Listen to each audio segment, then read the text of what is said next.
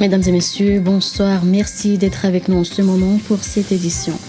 Au sommaire, réception ce jeudi au palais présidentiel de Béti Salam du PDG, président directeur général de l'Afreximbank, par le président de l'Union des Comores, Elias Soumani, également président en exercice de l'Union africaine. Télé, mesdames et messieurs, le principal titre de ce journal. Avant de commencer cette édition, je rappelle que nous sommes avec le ministre de la Jeunesse et des Sports, M. Djanfar Salim Malawi. Bonsoir. Bonsoir. Et nous sommes avec lui pour parler justement de l'organisation prochaine de la 12e édition des Jeux des îles de l'Océan Indien, une première dans le pays et une fierté pour la nation. Pour débuter cette édition, le président de l'Union des Comores, Elias Soumani, a reçu ce jeudi à Béti Salam le président directeur général de l'Afreximbank au menu des discussions des sujets ayant trait à l'investissement des infrastructures du pays. Bénédicte Orama a montré sa disponibilité à soutenir les Comores dans son élan de développement. Nous vous proposons le récit de Fatima Hamada avec les images de Salim Ben Abdelazarkachi. En mission à Moroni, le président directeur général de l'Afreximbank, dont le siège est basé au Caire en Égypte, a été reçu dans la matinée de ce jeudi par le président Elias Soumani en présence du ministre des Finances et du secteur bancaire, Mzé Abdou Mohamed Chafion. Bénédicte Orama, c'est son nom. Il est venu aux Comores pour manifester son souhait de continuer à soutenir le développement des Comores à travers les projets inscrits sur le plan Comores émergent. Il a aussi montré sa disponibilité d'appuyer le secteur bancaire des Comores. We came to see His Excellency, President. Nous sommes venus rencontrer Monsieur le Président, vraiment pour d'abord lui féliciter et remercier pour son partenariat avec la banque Afreximbank, avec le travail qu'on fait avec le pays Comoros, avec son statut en tant que présidence de l'Union africaine. On a su plusieurs projets avec le pays. On donne notre support et notre investissement pour un projet d'hôtelier Galawa. On a aussi d'autres projets avec le pays où on donne l'investissement et on est vraiment en partenariat avec le pays. Surtout aussi, notre support est là sur le plan émergent pour le Comoros et plein d'autres moyens de collaboration et d'investissement pour la banque, que la banque vient avec en support avec le pays. Nous sommes intéressés aussi que le pays prend part de leur partie d'investissement de la banque Afreximbank. Donc on est là pour vraiment supporter et encourager le gouvernement de participer jusqu'à la limite maximum de cette créneau. Nous sommes aussi vraiment ravis de tout l'investissement et tout le partenariat, le support avec le gouvernement et on est là pour vraiment les accompagner dans les plans émergents et tous les projets que le gouvernement va réussir dans le pays. Il est à noter que lors de sa rencontre avec le président Elias Soumani, beaucoup de sujets d'intérêt africain, notamment la mise en place d'un fonds d'investissement africain, ont été évoqués. Le PDG Bénédicte Orama a donc sollicité le soutien du président Elias Soumani en sa qualité de président en exercice de l'Union africaine. Suite de l'actualité, le Conseil des ministres s'est tenu ce jeudi au palais présidentiel de Béti Salam sous la conduite du président de l'Union des Comores, Elias Soumani. Des thématiques ayant trait à la vie sociale, politique et économique ont été évoquées, telles que l'accord de principe pour retenir la société sud-africaine à investir à la Société nationale de pêche et la mise en place d'un centre de radiothérapie. Le secrétaire d'État chargé du tourisme, Mokhtar Ould Daddah, nous le confirme. Au titre du secrétariat d'État chargé du tourisme et de l'artisanat auprès du ministère de l'Agriculture, de la Pêche et de l'Environnement, le secrétaire d'État a porté à la connaissance du Conseil qu'une délégation comorienne a effectué du 23 au 29 juillet 2023 à Cape Town, en Afrique du Sud, une mission de reconnaissance et d'évaluation des capacités techniques de la société Premier Fishing and Brand Limited, au titre de la relance de la société comorienne de pêche de Voadjou. La mission qui s'est rendue à Cape Town a confirmé les capacités techniques logistique et financière de la société sud-africaine. Le secrétaire d'État a sollicité au Conseil de gouvernement de donner son accord de principe pour retenir officiellement cette société sud-africaine comme partenaire technique et financière au titre du ministère de la Santé, de la Solidarité, de Protection sociale et de la promotion du genre. La ministre a informé au Conseil qu'elle a eu à participer du 28 août au 1er septembre à Gaborone, en République de Botswana, à la 73e session du comité régional de l'OMS. Cette année, selon la ministre, le thème central a été la couverture sanitaire universelle. Au cours de sa mission, il a eu l'opportunité de parler des avantages enregistrés de nos programmes de santé publique, notamment le paludisme, le VIH-Sida, santé maternelle, néonatale et infantile. Il a eu à rencontrer également la représentante de l'AEA, de l'Agence internationale de l'énergie atomique, avec qui elle a réaffirmé l'engagement pris par l'agence d'accompagner le gouvernement pour la mise en place d'une centrale radiothérapie au CHN El Marouf.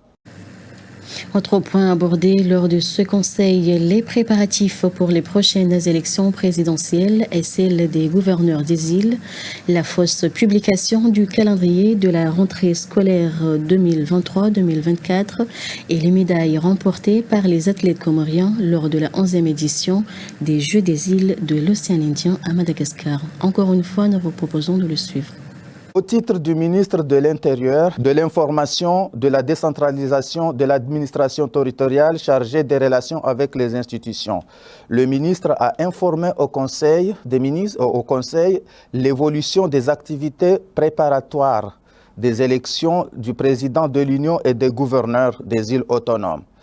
Il a ainsi insisté que plusieurs activités sont en cours, notamment la mise en place d'un cadre permanent de concertation, d'échange et de suivi du processus électoral avec la mobilisation des acteurs politiques et de la société civile, la mise à jour des listes électorales qui a déjà été faite, la mobilisation des partenaires multi- et bilatéraux, notamment l'ONU, l'OIF et l'Union africaine, l'inventaire des équipements et matériaux électoraux, etc.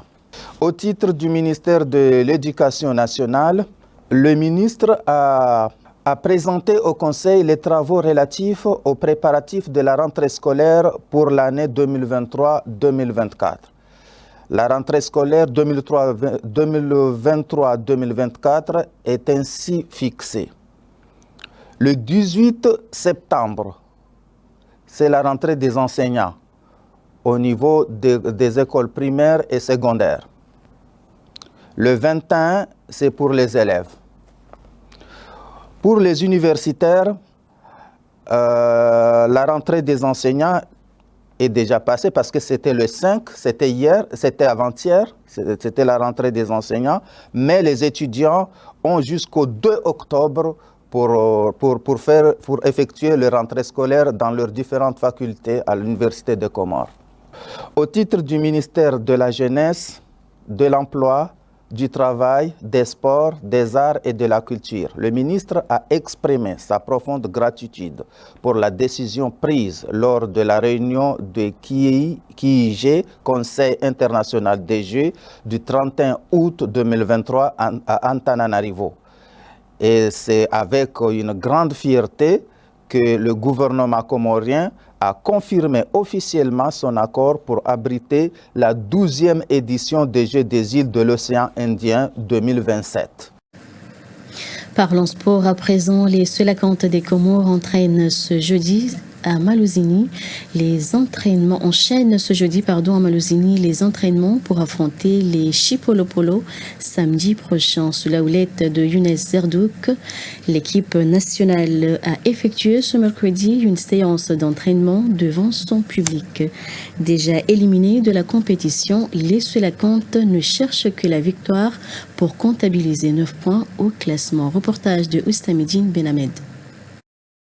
Les Selacantes des Comores ont effectué ce mercredi leur 3e séance d'entraînement à Malouzini pour préparer leur match de la 6e journée des éliminatoires de la Coupe d'Afrique des Nations contre les Chipolopolo de la Zambie. Une séance d'entraînement qui a duré pendant plus d'1 heure de temps et essentiellement basée sur l'endurance et un travail de récupération active pour permettre aux joueurs de maintenir leur forme. Le sélectionneur national s'est dit satisfait des performances à l'entraînement de ses joueurs, surtout l'attaquant de Djebel, Djambaye Saïdanfan, seul joueur local convoqué pour le compte de ce match. Pour les supporters de Selakant, l'intégration de ce joueur dans l'équipe nationale reflète la confiance de Younes Zerdouk dans le potentiel du joueur et son désir de renforcer l'équipe nationale avec des joueurs locaux très talentueux. Des supporters infatigables ont fait le déplacement pour venir assister à cette séance d'entraînement qui a été ouverte au public, ce qui montre que ces derniers se préparent à mettre l'ambiance au stade Malouzini pour soutenir les Selakant samedi prochain. Déjà éliminés de la compétition, dès la 5e journée, les Selakant vont jouer leur dernier match des éliminatoires de la Coupe d'Afrique des Nations sans certains cadres de l'équipe, forfait pour blessure. Le capitaine de l'équipe El Fardo Ben Nabouhan, Faïs Selemani, Youn Zahari vont manquer cette rencontre. Alors, monsieur le ministre, comme vous venez de suivre dans ce reportage réalisé par Ousamidine Benhamed, les Selakant joueront samedi prochain contre la Zambie pour le compte de la dernière journée des éliminatoires de la CAN de 2023, malgré qu'ils sont déjà éliminés de la compétition. Est-ce qu'il y a des changements au sein de l'équipe nationale? Oui, bonsoir. Des changements, oui. Puisqu'on est dans une phase de transition, donc le staff technique cherche à faire évoluer les effectifs en incorporant des talents nouveaux, et donc des joueurs moins âgés. Et donc oui, l'effectif est en train d'évoluer et c'est sûr qu'on verra aligné sur la composition d'équipe des joueurs nouveaux. Cela a commencé dans les matchs de préparation en Tunisie. Et déjà, on a vu cette tendance se confirmer dans les matchs amicaux contre le Burkina Faso. Et la même tendance, elle s'est aussi confirmé contre un deuxième match amical contre le Mali, je pense. Oui, il y aura de nouveaux venus et c'est tant mieux parce que le groupe est arrivé à son cycle et donc il va falloir faire évoluer les effectifs et faire intégrer de nouveaux joueurs, de nouveaux talents. Toujours sport, après avoir remporté 2 médailles d'or et 3 médailles de bronze aux Jeux des îles de l'Océan Indien, les boxeurs ont été accueillis chaleureusement à Mindadou et Dembeni, deux localités de la région de Mbadjini. C'est un signe d'encouragement aux athlètes qui ont honoré le drapeau national à Madagascar. Encore une fois, nous vous proposons de suivre ce reportage réalisé par Ousamidine Benhamed.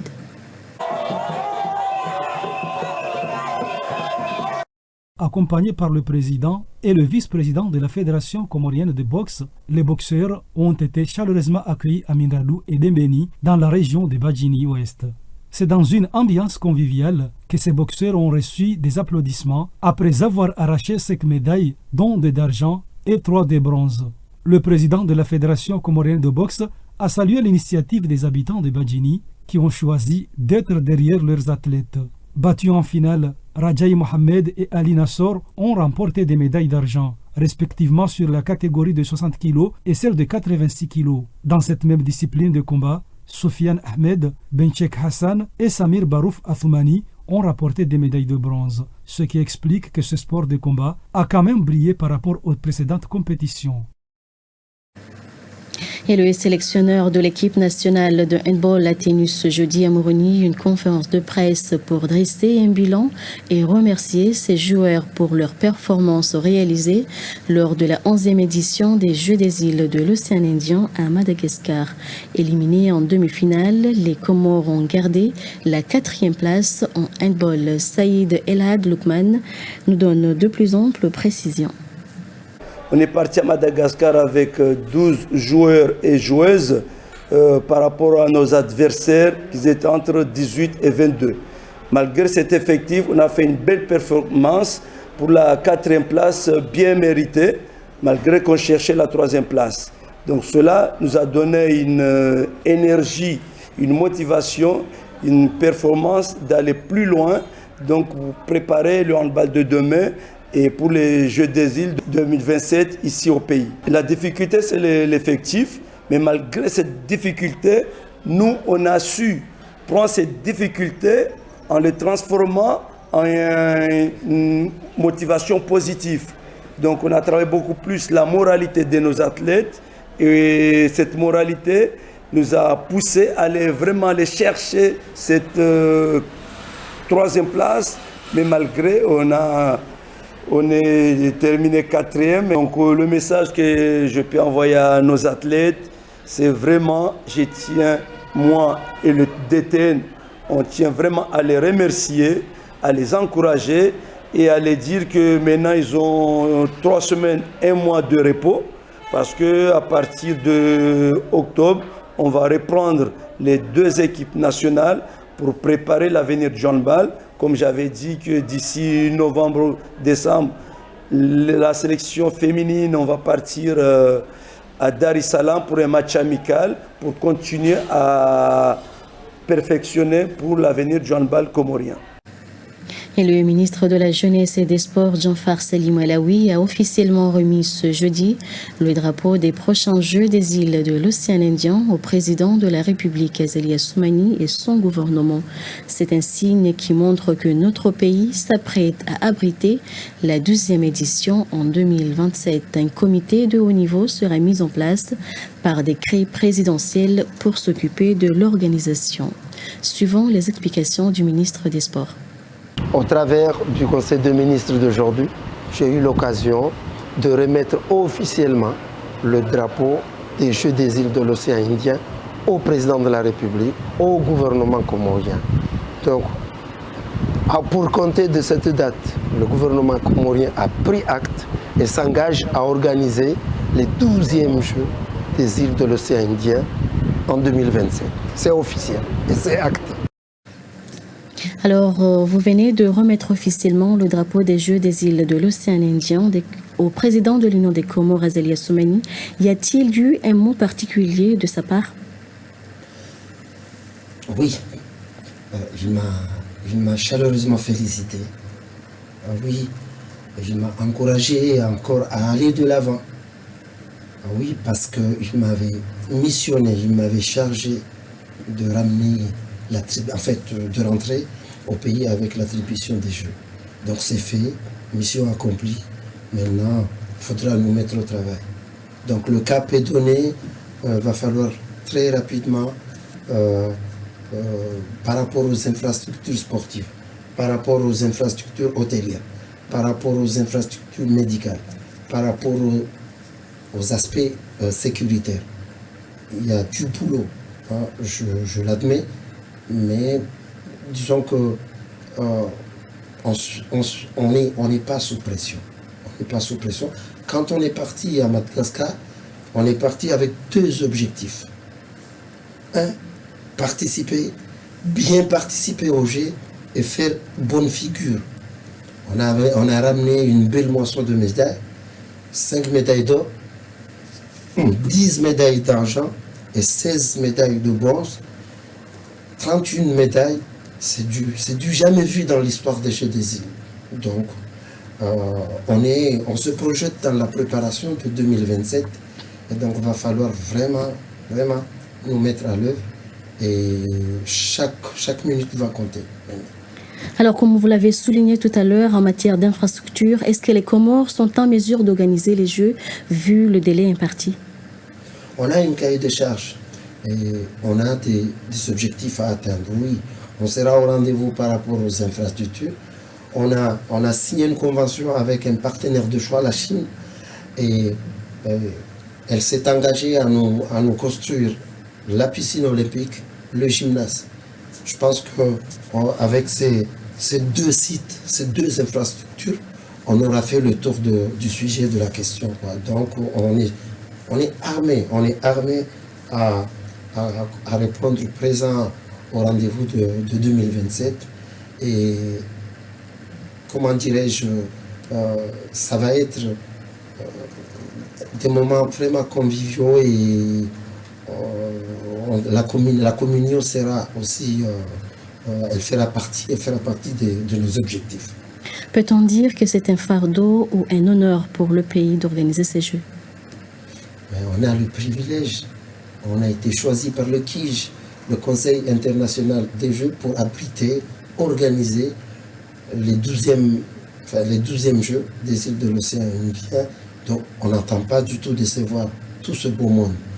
Et dès demain, puisque j'ai soumis au gouvernement ce matin un projet de décret portant mise en place d'un comité de haut niveau pour l'organisation des Jeux. Donc le président a instamment demandé que le nécessaire soit fait pour que, aussi bien d'un point de vue administratif, réglementaire, tout soit vraiment OK pour qu'on ne rate pas ce rendez-vous. Donc des contacts ont été pris avec l'ambassadeur de la République populaire de Chine. Tout est mis en œuvre. Alors, les Comores sont terminés aux 5e classes des médailles. Quelles sont vos impressions par rapport à ce résultat? Dimanche dernier, on a tiré le rideau à Antananarivo. J'ai dit, on nous avait assigné 2 missions. Participer et faire bonne figure à ces 11e Jeux des îles de l'océan Indien. Mais le bilan sportif, il est vraiment satisfaisant. 5 médailles d'or, 10 médailles d'argent et 10 médailles de bronze, c'est tout simplement du jamais vu. Et donc on l'a fait. Après on a ramené l'attribution, on a l'attribution des Jeux pour 2027. C'est vrai qu'après, il va falloir mais vraiment se donner tous les moyens pour réussir ce rendez-vous. On n'a aucune excuse pour se permettre de passer à côté. Et on a l'ambition d'aller plus loin, de proposer en tout cas une nouvelle édition, une édition de Jeux encore brillante, encore meilleure qu'à Maurice, qu'à Madagascar. On est capable de relever le défi et on va le faire. Et à ma connaissance, les athlètes médaillés des pays de l'océan Indien ont eu des primes, comme le cas de Madagascar, qui a donné jusqu'à 5 millions d'arriérés. Pourquoi aux Comores, il n'y a pas eu de primes pour les athlètes du pays? C'est pas fait que je sache. On va tenir ce pari. Hein? Bien entendu, on ne sera pas au même niveau que Maurice, que la Réunion, c'est la France, que Madagascar, mais on va comment dirais-je, honorer, on va combler nos champions. Et donc, merci de me poser la question. Merci encore une fois d'avoir répondu à nos questions, Monsieur le ministre de la Jeunesse et des Sports, Djanfar Selim Elaoui. Et c'est ainsi que se termine cette édition. Merci à toutes et à tous de votre fidélité. Le rappel des principaux titres. Réception ce jeudi au palais présidentiel de Beiti Salam du PDG de l'Afreximbank par le président de l'Union des Comores, Azélia Soumani, également président en exercice de l'Union africaine. Merci à toutes et à tous de votre fidélité. Bonne suite de programme sur ORTC. Très belle soirée à vous tous et bon appétit si vous êtes à table.